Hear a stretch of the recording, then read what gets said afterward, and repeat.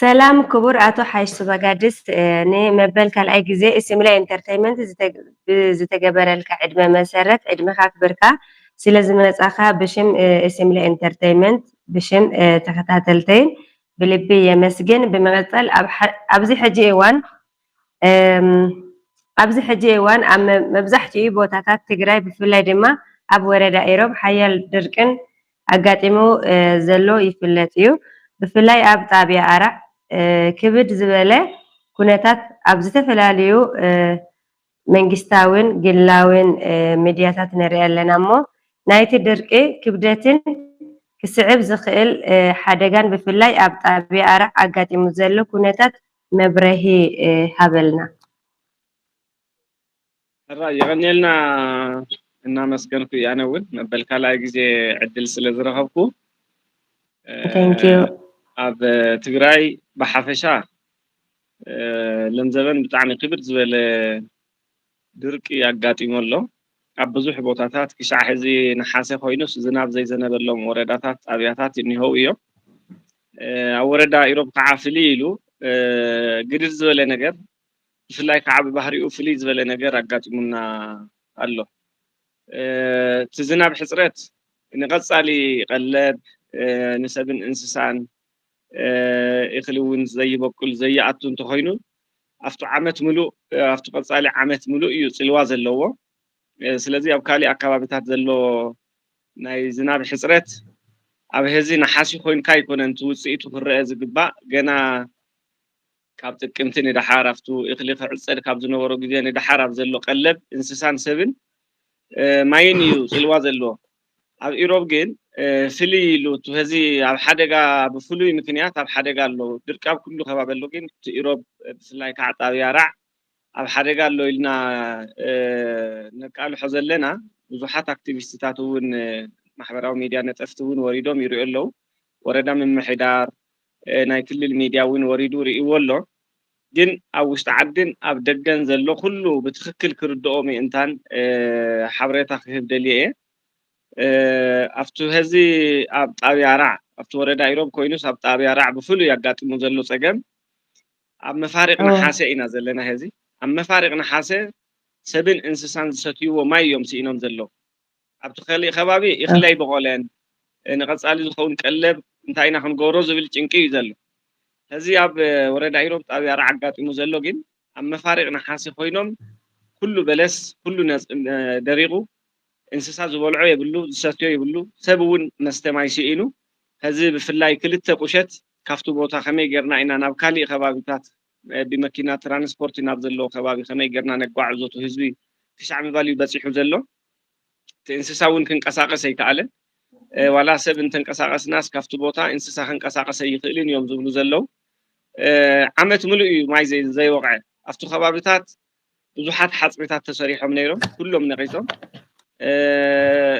فلفل ماياتو نيرهم عين مايات نيرهم كلهم توديهم تو ماي يشتي ماي لتقوم لهم زنبرنا كبابتات بملؤ دريقو هذين مستمعي إنسان سبن يوم تشجرهم دلونا زي عبي سجميو أبنا حاسة زوج زقاتنا من الوقت دحر هذي والماي أنت زي وقعت حبرتسب انتي يخون زبل نجاري تعبي سجنزله من الوقت ماكينة أفتو معقل تعبية تبصحية كفتو معقل تعبية نتحتي ترف نوح كبابي تاتي رحوقي كبابي بمن قدو بتعمل رحوقي ولا بإنسسا جركا ناي إنسسا قلب تقعزون من قدو ناس قامي صدفي تو متحلال في من قد تاتو بملؤنا نمركبون أتقامي زخونة خباب سلا زخونة فلوي قلحتان تزي تغيرلو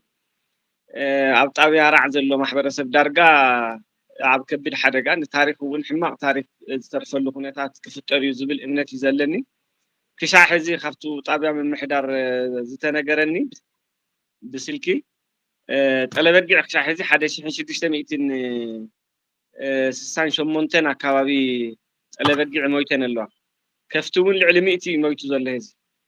أبزا حملة مفارق نبضي مالك أو ورحي ويا بورحي سرقانا كباب وشتي بزو يزعكل إنسان ناس إنا زلنا تلومي قعاتي جبار حرشة وانتفي وسط إنسان نورتوني إيش تينساون بو ملك عند حرماي سامي سينوه ቀለቡን ይዘይብል ታይ ሸይጡ ክነብረሉ ሕርሻውን ጠፊኡ ኣሎ እንስሳውን ብድርቂ ይመውት ኣሎ ስለዚ በይኑ ይተርፍ ዘሎ እሱ እንተታሕዙ ዝመጽእ ሕማማት ገለውን ከቃልዕ ኣብ ኣፍ እዩ ዘሎ ማለት እዩ እና ኣብ ጫፍ እዩ ዘሎ ስለዚ ዓብይ ሓደጋ ስለ ዘሎ እዚ ሓደጋ እዚ ብኡነ ክርዳእ ኣለዎ እዩ ريكادي تريوا ዘለኹም እዛ እንስሳ እዚኣ ማለት እዩ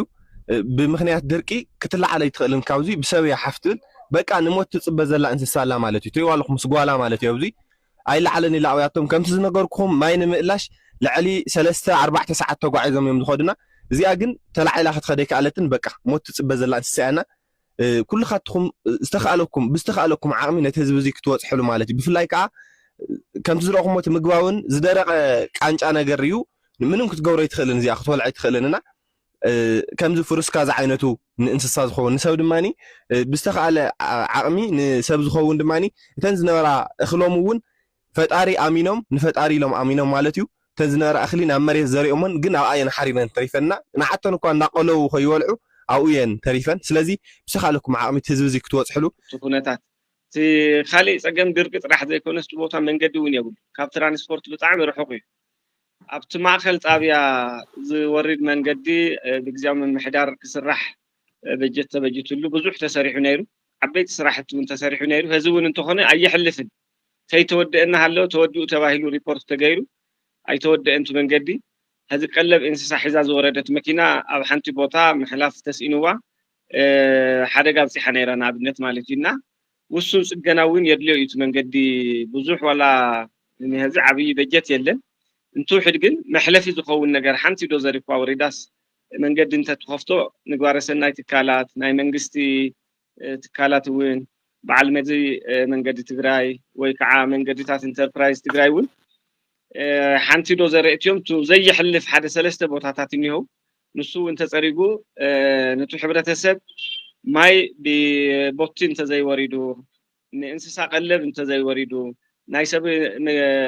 ردعتاون انت زي بصيحو ምናልባት እውን ናይ ህፃናት ምግቢ ኣብ ከቢድ ኩነታት ኣሎ ህዚ ህፃናት ንሱውን ድጋፍ እንተ ዘይተገይሩሉ ተኸባቢ ማሕበረሰብ በቀሊሉ ክልዓሉ እውን ኣይኽእል ናብ ካሊ ኣብ ጎረበት ጣብያ ዋላ ይኽዱ እንተ ዝበሃል እውን ኣይከኣል ሓደ እንስሳ ሒዝካ ይከኣል ካልኣይ ከዓበየነቲ ጣብያ እዩ ቅድሚ ህዚ ካብ ዳልገዳ ካብ ካልኦት ከባቢታት ዝተፈናቀለ ማሕበረሰብ እውን ተሸኪሙ እዩ ዘሎ ሕብረተሰብ እሞ ህዚ እውን ኣብቲ ጣብያ ዘሎ ማሕበረሰብ ናብ ካሊ ጣብያታት ይጓዓዝ ክስደት ኣሎ እንተኢልካ እውን መሕፈሪ እዩ ክኾን ዘለዎ መንገዲ ተፀሪጉ እንትውሕድ ናፍቲ ማእከል ጣብያታት እናተኣኻኸብካ ቶም ካልኦት ቁሸታት ማይን ምግብን ናይ እንስሳን ናይ ሰብን ናብኡታት እናበልካ ብፅምኢ ማይ ከይመውት ምግባር እዩ ዘሎ መፍትሕና ኣብቲ መንገዲ እውን ቆላሕታ ክግበር ድሓር ከዓ ኣብቲ ማእከል ጣብያ እውን ዝነበረ ዒላ ተወዲኡ ይበሃል ኣሎ ህዚ ክልተ ቁሸት ዘይኮነስ ላዕሊ ዝነበረ ከባቢታት እውን ማይ ዒላ እዮም ዝጥቀሙ ነይሮም ቱ ዒላ ማይ ስለ ዘይወቅዐ ደሪቁ ይበሃል ኣሎ ህዚ ካብቲ ማሊ ጀሚሩስ ደወቢሉ ዝበሃል ሰሚዕ ኣለኹ ስለዚ እቲ ሓደጋስ ከቢድ እዩ ኣብ ካሊእ ዘሎ ድርቅን ኣብ ወረዳ ኢሮብ ኣብ ጣብያ ራዕ ዘሎ ድርቅን ይፈላለ እዩ ካሊእ እኽሊ እዩ ዘይተዘርአ እኽሊ እዩ ዘይበቆለ ንብሎ ኣለና እዚ ሓደጋ እዩ ትክክል እዩ ታህዚ ግን ሂወት እዩ ዝመውት ዘሎ ክንዱ ዝኣክል እንስሳ ክሻሕ ዝሞይት ኣሎ ዳርጋ ብምሉእ እንስሳስ ጉዳይ እዩ ማለት እዩ ሰብ እውን ብፅምኢ ማይ ይመውት ኣሎ ዝስተስ ማይ የለን ንሰብ እንስሳን ኩሉምና እዙይ ማእከል ተገይሩ ሕብረተሰብ ክርድኦ ኣለዎ እዩ ዝብል ዘለኹ ከም መፍትሒ ከዚ እቲ ጣብያ ምምሕዳር ኮሚቴ ኣጣይሽ ኣሎ ናይ ባንክ ሒሳብ እውን ከፊቶም ኣለው ኣነ ግን ብናተይ ርእቶ ፅቡቅ እዩ እቲ ጣብያ ምምሕዳር ተጓዩ ኮሚቴ ምጥያሹ ፅቡቅ እዩ እንትውሕድ ግን ብወረዳ ዝምእኸል ኮሚቴ እውን የድልየና እዩ ወረዳ ምምሕዳር እውን እናዳለና ኢና ኣብ ምድላው ንርከብ ኢሎም ኣለው ኮሚቴ ከጣይሸልና እዩ ዝኸውን ብሓፈሻ ግን ከም ትግራይ ኣብ ዓብይ ሓደጋ ስለ ንርከብ ኣብ ውሽጢ ዓድን ኣብ ደገን ዘሎ ትግራዋይ ዘበለ ኩሉ ገንዘበን ኣብ ትግራይ ኣጋጢሙ ዘሎ ሓደጋ ከቢድ ምዃኑ ናይ ተፈጥሮ ሓደጋ እቲ ኩናት እውን ተወሲኽዎ ህዝቢ ትግራይ ዳርጋ ካብ ማንም ግዜ ንላዕሊ ዝፍተነላ ግዜ ስለ ዝኾነ ኣፈላላይና ንጎኒ ገዲፍና ህዝብና ነውፀሉ ኩነታት ክንፈጥር ኣለና ዝብል እግረ መንገደይ እውን ፃውዒት ከቅርብ ይፈቱ ብጣዕሚ ኣነለይ ኣቶ ሓይሽ ክብረት ይሃበለይ ኣስፊ ሓቢልካ ብፅቡቅ ስለ ዝገለፅካለይ ማለት እዩ ብምቕፃል ድማ ናይ ሓፂርን ነዊሕን ዘላቂ መፍትሒ እንታይ ክግበር ኣለዎ ኢልካ ትሓስብ? እቲ ሓፂር መፍትሒ ምናልባት እዚ ጣብያ ምምሕዳር ጀሚርዎ ዘሎ ብጣዕሚ ዝገደደ ዘበለ ክሳዕ ክልል መንግስቲ ክሳዕ ወረዳ ምምሕዳር ዝበፅሐሉ ክሳዕ ምግባረ ሰናይ ትካላት ክሳዕ ዝበፅሐሉ ብጣዕሚ ዝገደደ ነገር እውን መሳለጢ ክኸውን ኢሉ ኣካውንቲ ወይ ናይ ባንኪ ሒሳብ ከፊቶም ስለ ዘለው ዝኸኣለ ህዚ ኣብቲ ባንኪ ሒሳብ ኣታዊ እናገበረ ጣብያ ምምሕዳር ህዝቢ ዝመረፆም ኮሚቴታት እውን ስለ ዘለው ንኣይ እውን መሪፆም ኣለዉ ኣነ እኳ ኣብ መቐለ እየ ዘለኹ እንትውሕድ ኣብዚኣ ኮይና ዝከኣል ክንተሓባበረሎም ኢና ኣብቲ ጣብያ ግን ናይ ባዕሎም ኮሚቴ ኣጣይሾም ኣለዉ ስለዚ ብጣዕሚ ዝገደደ እናረኣየ እንስሳ ብምጉዓዝ ድዩ ማይ ብምቕባል ድዩ መንእሰይ ብምውዳብ ድዩ መፍትሒ እናገበሩ ክፀንሑ እዮም እቲ ወረዳ ምምሕዳር ግን ኮሚቴ ዕብይ ዝበለ ኮሚቴ ኣጣይሹ ኣብ ደገ ኣብ ውሽጢ ዘሎ ማሕበረሰብ ኣላዓዒሉ ገሊኡ ብዓይነት ገሊኡ ብገንዘብ ንኣብነት ቦቲ መኪና ናይ ጽዕነት መካይን እውን ከድሊ እዩ እቲ ናይ እንስሳ ቀለብን ናይ ሰብ ቀለብን ንምጉዓዝ ብፍላይ ከዓ ማይ ቦቲ ማይ ክጓዓዝ ከሎ መትሓዚ ስለ ዘይብሉ ሮቶታት እውን ክሓትት እዩ ስለዚ ማይ ግድን እዩ ዝኸውን ዘሎ ኣብቲ ማእከል ጣብያ ብፍላይ ካብቲ ማእከል ጣብያ ንላዕሊ ኣብ ዘሎ ድርቀ ኣብ ዘሎ ከባቢታት እውን ኣብ መንጎ ሮቶ እናገበርና ካብቲ ሮቶ ተጠቃሚ ክኸውን እንተኮይኑ ቦቲ መኪናታት ምድላው እውን ከድሊ ስለ ዝኾነ ኣብዚ እውን ማእከል ተገይሩ ክግበር ኣለዎ ንቐጻሊ ግን ኢሊኖ ብዝመፀ ቁፅሪ ህዝቢ እናጓዓዝካ እናሰደድካ ዋጋ ይብሉን ህዝቢ እውን እና መንመነ እዩ ዝኸይድ ዘሎ መብዛሕትኡ ማሕበረሰብ ኣብኡ ዝቕመጥ መንእሰይ የለን ወይ ይስደድ ኣሎ ወይ ከዓ ናብ ከተማታት እዩ ዝወፅእ ዘሎ ትበረት እውን ባዶ እዩ ዝተረፍ ዘሎ እሞ ናይ ነዊሕ ግዜ ትልሚ እውን ይሓትት እዩ ስለዚ ብመኪና ኣብ ዝኣትዎ ከባቢታት ብሪግ ኣቢልካ ኣንደርግራውንድ ዋተር ወይ ከዓ ትሕቲ ቅርፂ ናይ ውሽጢ መሬት ማይ ክወፅእ ኣብ ምግባረ ሰናይ ትካላት ተዝሕግዙና ሓፃር እያ ንሳ ምናልባት መፍትሒ ክትኮን ትኽእል እያ ዝብል እምነት ኣለኒ ካሊእ ግን እንተስ ካብ ናይ ዳውሃን ግድብ እንተስ ዓበይቲ ግድባት እውን ጌርካ እቲ ማሕበረሰብ ብማይ እንትውሕድ ድርቂ ከጋጥም ከሎ ዓመት ዘፅንሕ ማይ ክውንን ምግባር እዩ እቲ ዋና መፍትሒ ክኸውን ዝኽእል ካብኡ እውን ንቐፃሊ ብስሩዝ ማሕበረሰብ እዚ ከመይ ኢሉ ክነብር ይኽእል ኣብቲ ከባቢ ዝብል ስፍሕ ዝበለ መፅናዕቲ ተገይሩ ቀፃልነት ዘለዎ መፍትሒታት እውን እናሓሰብካ ምኻድ ከድሊ እዩ ኣብዚ ክትተሓባበሩ ዘለዎም ኢለ ዝሓስቦም ዲያስፖራ ማሕበረሰብ ከም ዘሎ ኮይኑ ሓደ ገጽ መንግስቲ እውን ከም ክልል ምናልባት መፅናዕትታት ጀሚሮም ኣለዉ ፅቡቅ እዩ እንትውሕድ ግን ከመይ እዩ ክትተሓባበር ዘለዎ እቲ ዝርከብ ሃፍቲ ዝብል እውን ተሓሲቡ ኮሚቴታት ድዩ ክጣየሽ ዝብል ነገር ብክልል ደረጃ ክሓስብሉ እዮም ዝኾኑ ምግባረ ሰናይ ትካላት ግን እንትውሕድ ብኣካል እውን ወሪዶም ሪኦም ርግፅ መንገዲ ስለ ዘይብሉ በቀሊሉ ትበፅሖም ቦታታት ኣይኮኑን እንትውሕድ ግን ዝከኣለ ዘበለ ወሪዱ ሪኡ ብዓይኑ ናይ ሓፅርን ናይ ነዊሕን ግዜ መፍትሒታት ተዝተሓባበር ዝብል እምነት ኣለኒ ካብ ካሊእ ግዜ ካብ ካሊእ ቦታታት ፍልይ ዝበለ ምዃኑ እውን ተረዲኦም ፍልይ ዝበለ ናይ ሰብኣዊ ሓገዛት ህፁፅ ሓገዛት ክገብሩ ኣለዎም ብፍላይ ማይ ብቦቲ ኣብ ምውራድ ሮቶታት ኣብ ዝተፈላለየ ቦታታት ተኺልካ ማይ ኣብ ምብፃሕ ብፍላይ ብማይ እኽሊ ሰሙን ትፀንሕ ኢኻ ማይ ግን ሰሙን ክትፀንሕ ስለ ዘይትኽእል ከፍቲ እውን ይመውት ዘሎ ብሕፅረት ማይ እዩ ስለዚ ሰፊሕ እዩ እቲ ጣብያ ካብ ጫፍ ናብ ጫፍ እዩ ተፀጊሙ ዘሎ እሞ ማይ እውን ብቦቲታት ኣቢሎም ተዘውርዱ ዝብል ኣለኒ ናይ እንስሳ ቀለብ ከዓ ልዕሊ ኩሉ ትኩረት ተዋሂቡ ምስቲ ማይ ሕፅረት ክኸይድ ዝኽእል ናይ እንስሳ ምግቢ እውን ተዝወርድ ናይ ህፃናት ምግብታት እውን ወሳኒ እዩ ዝኸውን ዘሎ እሞ እዚ ክብል ዝደሊ ብጣዕሚ ፅቡቅ ሓሳብ እዩ ኣቶ ሓይሽ ብምቕፃል ድማ ብሓፈሻ ኣብ መብዛሕትኡ ከባቢታት ትግራይ ብድርቂ ዝተጠቅዑ ኣሎ እሞ ከም ትግራይ እንታይ ክግበር ኣለዎ ትብል ብዝተኻለ መጠን 2016 እውን ድርቂ ኣጋጢሙ ህፁፅ ምላሽ ዝበሃል ኮሚቴ ተጣይሹ ነይሩ እዩ እሱ ተመክሮ ተወሲዱ ህዚ እውን ትኽልል ትደርቂ ካብ ማንም ንላዕሊ ብዙሕ ሕብረተሰብ ከጥፍእ ዝኽእል ሓደጋ ምዃኑ ተረዲኡ ፍሉይ ትኩረት ሂቡ ክሰርሕ ኣለዎ ናይ ዓለም ኣቀፍ ማሕበረሰብ እውን ክፈልጡ ምእንታን እቲ ናይ ሚድያታት ሽፋን እውን ክገብር ኣለዎ ዝተኻለ መጠን ምስ ዓለም ኣቀፍ ትካላት ዘለና ርክብ እውን ሓፍ ክበሃል ኣለዎ ኣብ ደገ ዘሎ ዲያስፖራ እውን ኣብ ትግራይ ዘሎ ፀገም እንቶም ዓለም ኣቀፍ ሰብኣዊ መብቲ ሓገዝ ዝህቡ ትካላት ክፈልጡ ብምግባር ድጋፋት ናብ ትግራይ ከኣቱ ምግባር ከድሊ እዩ ማለት እዩ።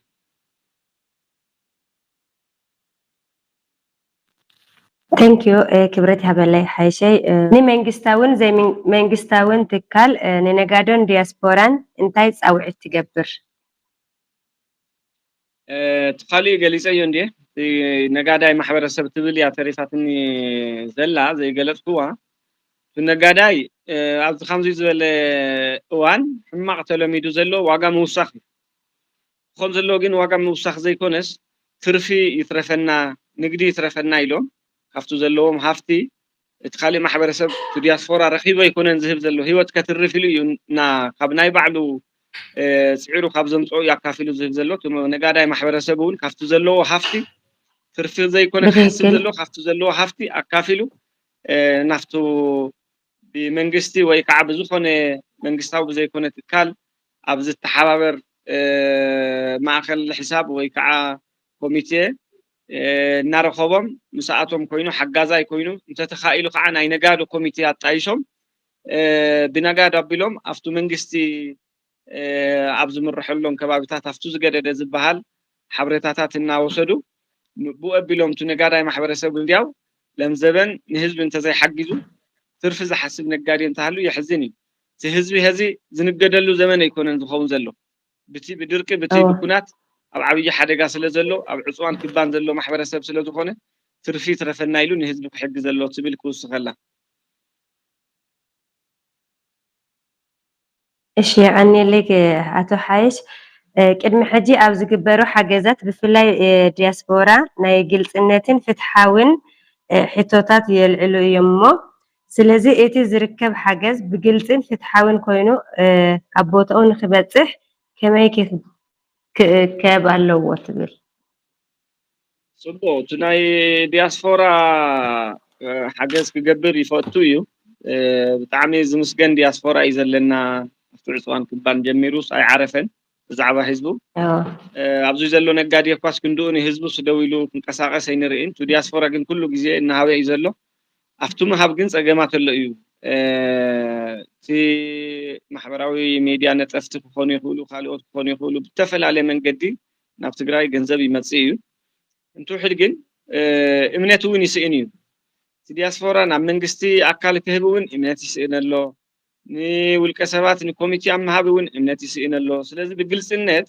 ንእሽተይ ይስእን እዩ። ግልፅነት ዝስእነሉ ምክንያት ከዓ እንታይ እዩ? ዝቕበል ኣካል ኣብ ምንታይ ከም ዘውዓለ ሪፖርት እውን ዘይገብረሉ ኦዲት እውን ዘይግበረሉ እናኾነ ስለ ዝመፅእ ዘሎ እዩ። እንትውሕድ ግን ህዝቢ ተጣይሾም ዘለው ንብሎም ዘለና እቲ ጣብያ ምምሕዳር ኣጣይሹ ዘሎ ህዝቢ ባዕሉ ዝመረፆም ሰባት እውን እዩ። ካሊእ እቲ ወረዳ ምምሕዳር ህዝቢ ከጣይሽ ኣብ መንገዲ ኣሎ ወይ ኣጣይሾም ክኾኑ ይኽእሉ እዮም ክሳዕ ሕዚ ስለ ዘይበፅሐኒ እየ እቲ ወረዳ ምምሕዳር ዘጣይሾ ዘሎ ኮሚቴን እቲ ባንኪ ሕሳብ ኦዲት ዝግበር እዩ። እንትውሕድ ኮሚቴ ኣብ ምንታይ ከም ዘውዓለ ኦዲት ክግበር እዩ ዝሓሸ እዩ ማለት እዩ። ንግለ ሰባት ንውልቀ ሰባት እንተሂብና ግን ምናልባት ኦዲት ናይ ምግባር ዕድል እውን የብሉን ኣብ ረብሓ ይውዕል ዶ ይውዕልን ኣይፍለጥን። ምናልባት ከዓ ብዘይተማእኸለ መንገዲ ካብኡ ዝገደደ እናሃለየስ ዳሕና ንዝኾነ እውን ብኣድሎ ብካሊእ ቅድሚያ እናተዋሃበ ዝገደደ ክመውት እውን ይኽእል እዩና እንትውሕድ መንግስቲ ሓላፍነት ወሲዱ እቲ ወረዳ ምምሕዳር ሓላፍነት ሂብናዮ እቲ ጣብያ ምምሕዳር እውን ሓላፍነት ወሲዱ እናማእኸለ ባዕሉ እናመርሐ እንተዝኸውን እሞ ኮሚቴ ግን ካብ ህዝቢ ዝተመረፀ ኮይኑ መንግስቲ ዝከታተል ዝቆፃፀር ካብ ህዝቢ ብህዝቢ ዝተመረፁ ኮሚቴታት ከዓ ናይ ጣብያ ዝኾነ ናይ ወረዳ ፀገም የብሉን ናታቶም ኣብ ምንታይ ከም ዝበፅሐ እቲ ምምሕዳር ባዕሉ እናተኸታተሎም ተዝኸይድ እዩ ዝብል ዘለኹ። እንትውሕድ ግን እቲ ወረዳ ምምሕዳር ንኩሎም ሃፍቲ ዘተኣኻኽቡ ዘለዎ ኮሚቴ ዝኾነ ውልቀ ሰባት ኣማእኺሉ ኣብ ምንታይ ክውዕል ከም ዘሎ ባዕሉ እናመርሖም ክኸይድ ኣለዎ እዩ። እዚኣ እታ መጥመሪት ክትኮን ትኽእል እቲ ወረዳ ምምሕዳር ምስ ጣብያ ምምሕዳር እናተሓጋገዘ ቅድሚያ ክወሃብ ዘሎ መን እዩ ዝብል ኣብ ምንታይ መጀመርያ ንስራሕ ዝብል ትልሚ ከውፅኡ ይኾኑ እዮም የውፅኡ እውን እዮም። ብኣ መሰረት ወረዳ ምምሕዳር ኣማእኺሉ እንተኸይዱ ፍትሓውነቱ እውን ዝሓሸ ግልፅነቱ እውን ዝሓሸ እዩ ክኸውን ዝብል እምነት ኣለኒ። ያዕኒለይ ኣቶ ሓይሽ ብጣዕሚ ፅቡቅ ሓሳባት ብጣዕሚ ግልፂ ዝኾኑ ዕላሊኻ ኣመሓላሊፍካለይ እሞ ኣብ መጨረሻ ድማ ኣብ መወዳእታ ጥቕልል ብዝበለ ክተመሓላልፎም እትደሊ መልእክቲ እንተሃልዩካ ሕጂ እውን ዕድል ናባኻ እዩ። ኣብ መወዳእታ ክብሎ ዝደሊ ህፁፅ ምላሽ እዩ ዝሓትት ዝህዚ ኣጋጢሙና ዘሎ ኣብ ጣብያ ራዕ ዘሎ ፀገም ድሕሪ ግዜ ኤንጂኦ ወይ ገባሪ ሰናይ ክበፅሐሉ እዩ መንግስቲ እውን ክመፅእ እዩ ሓገዛት ድሕሪ ዝተወሰነ ግዜ ፀገም ኩሉ ፈሊጡ ኩሉ ኣተሓባቢሩ ክመፅእ ይኽእል ሕዚ ግን ክሳዕ ሕዚ ኳስ ናብ 1600 ልዕሊኡን ዝኣክል ጠለበጊዕን ልዕሊ 100 ዝኸውን ከፍቲ ሞይተን ኣለዋ ማለት እዩ እዙይ ህፁፅ ምላሽ ስለ ዘይገበርና እዩ ሕዚ እንትውሕድ ተወላዲ ኣብ ስዑዲ ኣብ እስራኤል ኣብ መላእ ዓለም ዘሎ ናይቱ ከባቢ ተወላዲ ካሊእ ማሕበረሰብ ክሻዕ ዘርክበልና ህፁፅ ምላሽ ሂብና ይመሙት ዘሎ እንስሳ ሃፍቲ እንስሳ ምናልባት እውን ኣብ ጫፍ በፂሑ ዘሎ ቀለብ ሲኢኑ እርዳእታ ሲኢኑ ክመውት ዝበለ ንኽእል ኢና ዝብል እምነት ስለ ዘለኒ ዝኸኣልናዮ ህዝቢ ብህፁፅ ፍጥን ኢልና ክነእትዎ ክንሕግዞ እዩ ዘለና ካሊእ ማሕበራዊ ሚድያ ኣክቲቪስትታት እውን ዝኸኣልኩምዎ ክሳዕ ሕዚ ኣብቲ ቦታ ከይድኩም ዝረኣኹም ሰባት ኣለኹም ብጣዕሚ ኢና ነመስግን ሕዚ እውን ዘይረኣኹም እንትውሕድ ብኣካል ወሪድኩም ተትሪእዎ ፅቡቕ እዩ እንተዘይኮይኑ ግን ቪድዮታት ካብቲ ማሕበረሰብ ይመፅእ ዘሎ እውን እኹል መግለፂ እዩ ኣብ ማእኸል ኣብ መፋሪቕ ነሓሰ ኮይናስ ሰብን እንስሳን ዝስተ ማይ ተሳኢኑ ክበሃል ከሎ ኣብ መስከረም ኣብ ጥቅምቲ ኣብ ሕዳር ከመይ ክኸውን ከም ዝኽእል ግልፂ ዝኾነ ነገር እዩ ዘሎ ስለዚ እዚ ከባቢ እዚ ፍሉይ ቆላሕታ ሂብና ክንከይድ ኣለና እየ ዝብል እና ቅልጡፍ ምላሽ ንሃብ ዝብል መልእክቲ ክሕልፍ ዝደሊ ክብረት ይሃበለይ ሓይሸይ ኣምባ ብዛዕባ በዓል ኣሸንዳ ኣውደ ዓመታት ኣብ ማእኸል ኣውደ ዓመት እንዳሃለና ዝተፈጠረ ናይ ጥሜትና ናይ ደርቂ ኩነታት ስለተጋጠመና ስለዘይ ሓተትኳ እሞ ብዛዕባ ማርያ ተመሓላልፎም ትደሊ ብዛዕባ ኣሸንዳ ተመሓላልፎም ትደሊ እንተሃሊካ ማእኸል ኩለን ደቂ ኣንስትዮ ትግራይ ኣሸንዳ ዓይኒዋሪ ኣውሪስ እንኳዕ ኣብፅሐኩም ክብል ይፈቱ በዓል ከዓ ሰናይ በዓል ይግበረልና ጫፍ በፂሑ ዘሎ ጦርነት እውን ናብ ሰላም ይቀይረልና እየ ዝብል ፅቡቅ ትምኒት ክምነየለን ይፈቱ እንትውሕድ ግን ትህዚ ዘሎ ኩነታት ኣብ ትግራይ ናይ ኣየር ደብዳብ ናይ ድሮን ደብዳባት እውን ስለዘሎ ጥንቃቐ ምግባር ምናልባት እንተተኻኢሉ እውን ናብ ኣደባባይ ዘይምውፃእ ኣብ ጎደናታት ዘይምውፃእ ዝሓሸ ይመስለኒ ህይወት ኢና ክነቐድሞ ዘለና ኣብ ገዛ ኮይንካ እውን ኣኽቢርካ ምውዓል ስለ ዝከኣል ብተኽኣለ መጠን ኮንሰርትታት ኮነ ካልኦት ተዝተርፈና ዝብል ኣለኒ ምጥንቃቕ እዩ ብፀሎት ምክባር እውን ይከኣል ስለ ዝኾነ ብተኽኣለ መጠን ክመፅእ ካብ ዝኽእል ሓደጋታት ተጠንቂቕና እንተነኽብሮ ፅቡቕ እዩ ይብል ብዝተረፈ ግን ሰናይ ኣሸንዳ ሰናይ ናይ ማርያ በዓል ንኩልኽን ደቂ ኣንስትዮ ትግራይ ኣዋልድ ትግራይ ይብል ይቐኒየለይ ይቐኒየለይ ሓይሸይ ብጣዕሚ ክብረት ሃበለይ ነዚ ህፁፅን ሰብኣዊ ዝኾነ ጉዳይ ኣመልኪትካ ግዜኻ ሰዊእኻ ንዝገበርካለይ ሰፊሕ ብሉፅን መምሃሪ ካብ ልቢ የመስግን ደጊመ ክብረት ይሃበለይ ኣነ እውን የመስግን ይቐኒየለይ ሰናይ ማርያ ሰናይ ኣሸንዳ ይቐኒየለይ እሺ Simple entertainment